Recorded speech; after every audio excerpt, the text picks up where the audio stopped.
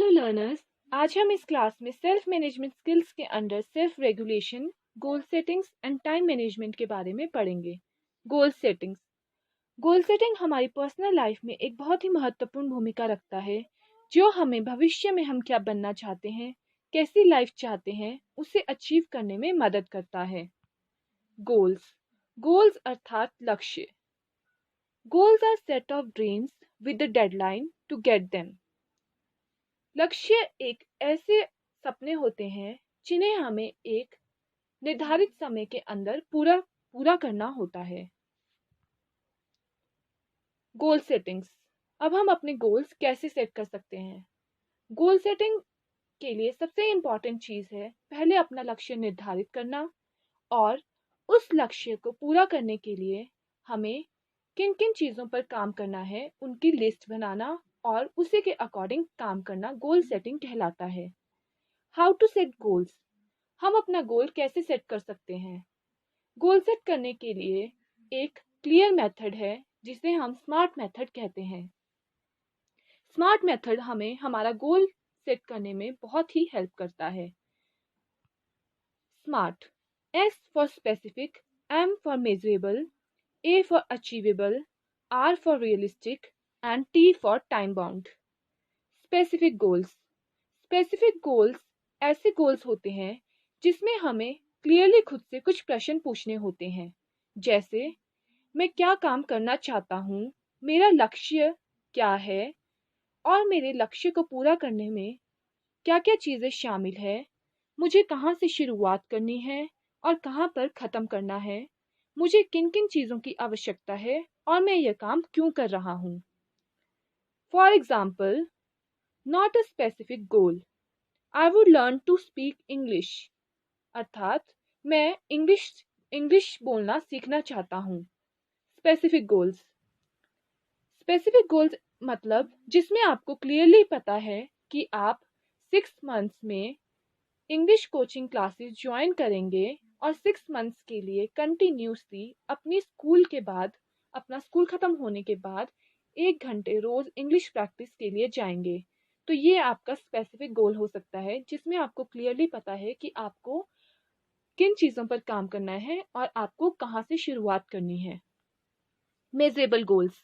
Measurable goals ऐसे goals होते हैं जिन्हें हम एक पैमाने पर माप सकते हैं, मतलब जिन्हें पूरा करने के लिए आपको कुछ प्रश्नों के उत्तर देने होते हैं, जैसे कैसे आप कैसे अपने लक्ष्य को पूरा करेंगे और आपको अपना लक्ष्य पूरा करने में कितना समय लगेगा।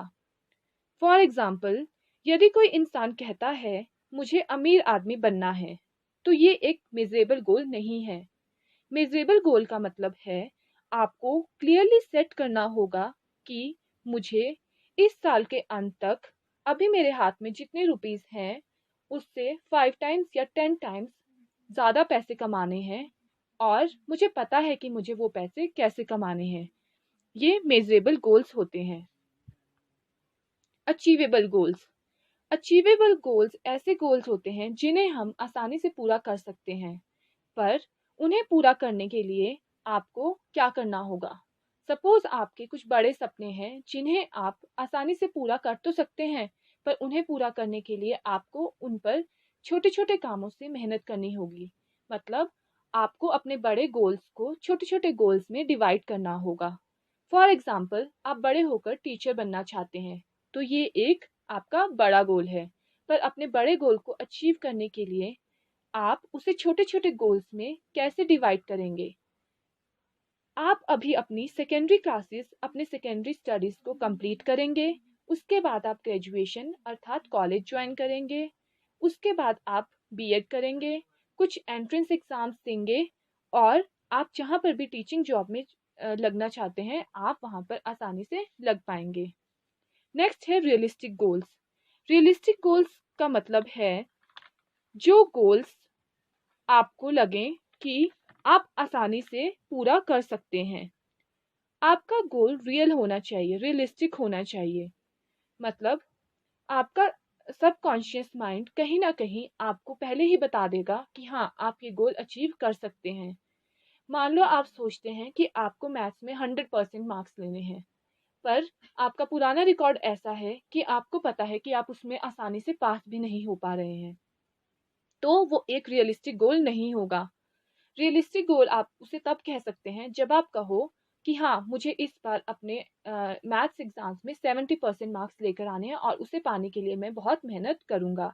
तब हम उसे रियलिस्टिक गोल कह सकते हैं। रियलिस्टिक गोल्स हमेशा अपनी कैपेसिटी के हिसाब से सेट करने चाहिए। हो सकता है कि आपके गोल्स किसी और के हिसाब से रियलिस्टिक हो, पर आपको अपने एंगल से, अपने पॉइंट ऑफ व्यू से सोचना है, क्या हम वो गोल अचीव कर सकते हैं। तो ये हमारे रियलिस्टिक गोल्स और अनरियलिस्टिक गोल के अंडर आता है। Time bound goals. Time bound goals मतलब आपके गोल्स को आपको अचीव करने के लिए, पूरा करने के लिए समय निर्धारित करना पड़ता है।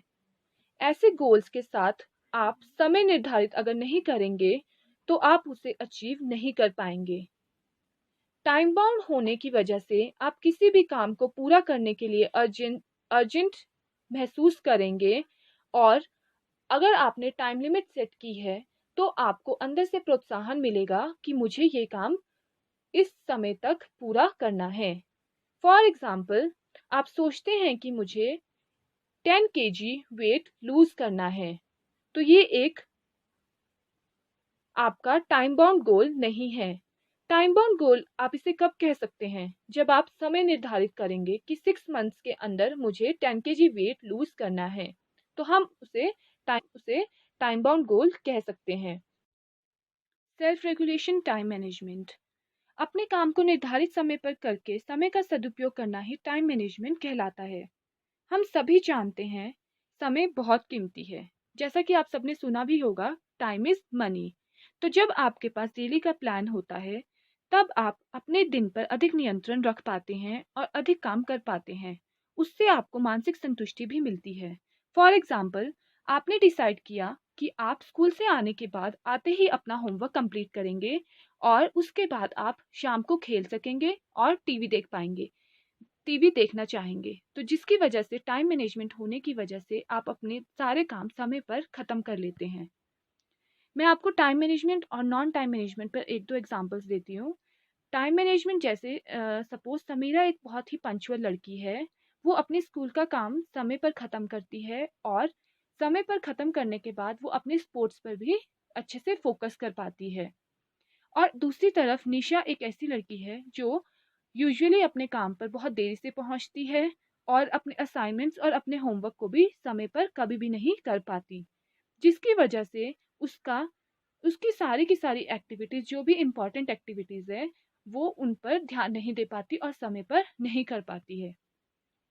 टाइम मैनेजमेंट एक ऐसा स्किल है जिसकी हेल्प से आप अपने आप में कुछ चेंजेस देखते हैं और जिसकी वजह से आप देख पाते हैं कि आप अपने काम को समय पर पूरा कर पा रहे हैं। आप अपना एक टाइम टेबल बना लेते हैं जिसे आप पूरा करते हैं, और आप कुछ चीज़ों में पहले से अनुमान लगा पाते हैं कि आप इस काम को कितने समय में कर पाएंगे और कैसे कर पाएंगे। आप अपने असाइनमेंट्स को और अपने होमवर्क को समय पर कर पाते हैं और अपने दिनचर्या के हिसाब से आपका टाइम भी वेस्ट नहीं होता है। Steps to effective time management. आप अपने टाइम मैनेजमेंट को और ज़्यादा इफेक्टिव कैसे बना सकते हैं? तो अपने टाइम मैनेजमेंट के हिसाब से आप अपनी दिनचर्या में कुछ परिवर्तन ला सकते हैं। जैसे आपको अपना टाइम मैनेजमेंट इफेक्टिव बनाने के लिए 4 चीज़ों पर ध्यान देना पड़ेगा, जैसे organise, prioritise, control and track. Organise.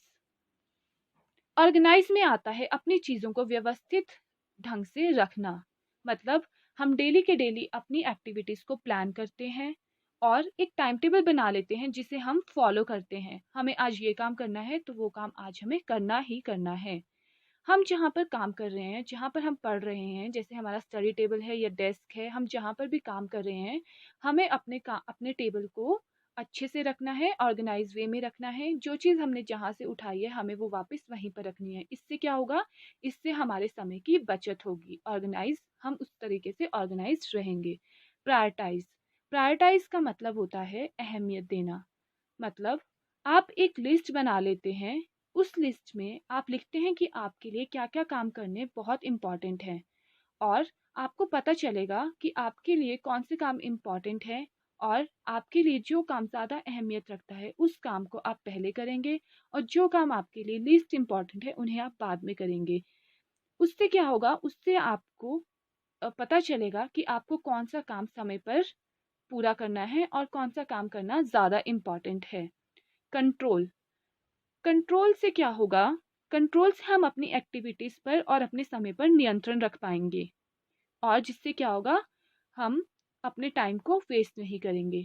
Suppose हमें लगता है कि हम चैटिंग में और सोशल मीडिया साइट्स पर अपना बहुत ज़्यादा समय वेस्ट कर रहे हैं, तो हम क्या करेंगे, हम उन चीज़ों पर अपना ज़्यादा टाइम वेस्ट नहीं करेंगे। इससे क्या होगा, हमें हमारे टाइम पर कंट्रोल हम रख पाएंगे। लास्ट है ट्रैक। ट्रैक करने का मतलब है रिकॉर्ड रखना। मतलब हम अपने पास नोट करेंगे या हम आइडेंटिफाई करेंगे हमने कहाँ कहाँ पर अपना समय, किन किन चीज़ों में अपना समय लगाया है, जिससे हमें पता चलेगा कि कौन सी ऐसी एक्टिविटीज़ हैं जो हमें नहीं करनी चाहिए थी और हमने उन पर अपना ज़्यादा टाइम वेस्ट किया है। तो ये होता है इफ़ेक्टिव टाइम मैनेजमेंट को अचीव करने के लिए आपके पास कुछ steps. Tips for practising the 4 steps for effective time management. अब आप अपने इफ़ेक्टिव टाइम मैनेजमेंट को पाने के लिए क्या क्या आप कैसे उसे प्रैक्टिस कर सकते हैं। सबसे पहले तो आप देखेंगे कि आपने जो भी एक्टिविटीज़ प्लान की है, आपने जो भी लिस्ट बनाई है, आप उस पर उसी के अकॉर्डिंग काम करें। सपोज़ आपने आज के लिए कोई काम डिसाइड किया है तो उसे आज ही करें, डिले ना करें और अवॉइड ना करें। अपने काम को जहाँ पर भी आप अपने काम करते हैं, अपने रूम को, अपने डेस्क को अच्छे से ऑर्गेनाइज वे में रखें, ताकि हर चीज़ अपनी सही जगह पर होगी, तो आपका समय वेस्ट नहीं होगा। आप एक ऐसी जगह चुन लें जहाँ पर आपको लगता है कि आपको कोई भी डिस्टर्ब नहीं कर रहा है। आपको एक नो डिस्टर्बेंस जोन, मतलब एक ऐसी जगह जहाँ पर आपको लगता है कि आपको कोई डिस्टर्ब नहीं करेगा, ऐसी जगह पर काम करना है। आप एक लिस्ट बना लें, आपके लिए क्या क्या इम्पोर्टेंट चीज़ें हैं, अपने समय सारणी बना लें, तो आपको उसमें पता चलेगा कि आपको क्या क्या चीज़ें करनी हैं। और प्रायोरिटी लिस्ट, आप एक प्रायोरिटी सेट कर सकते हैं कि आपको कौन सा काम पहले करना है और कौन सा काम बाद में करना है। अपनी जितनी भी आपकी यूजलेस एक्टिविटीज़ हैं, जिसमें आपको लगता है कि आप टाइम वेस्ट कर रहे हैं, उन एक्टिविटीज़ को आप ना करें, और उन एक्टिविटीज़ की जगह आप अपनी अच्छी एक्टिविटीज़ में अपना समय लगाएं। तो जिससे क्या होगा, आप इफ़ेक्टिव टाइम मैनेजमेंट अपना बना सकते हैं। तो ये था टाइम मैनेजमेंट के बारे में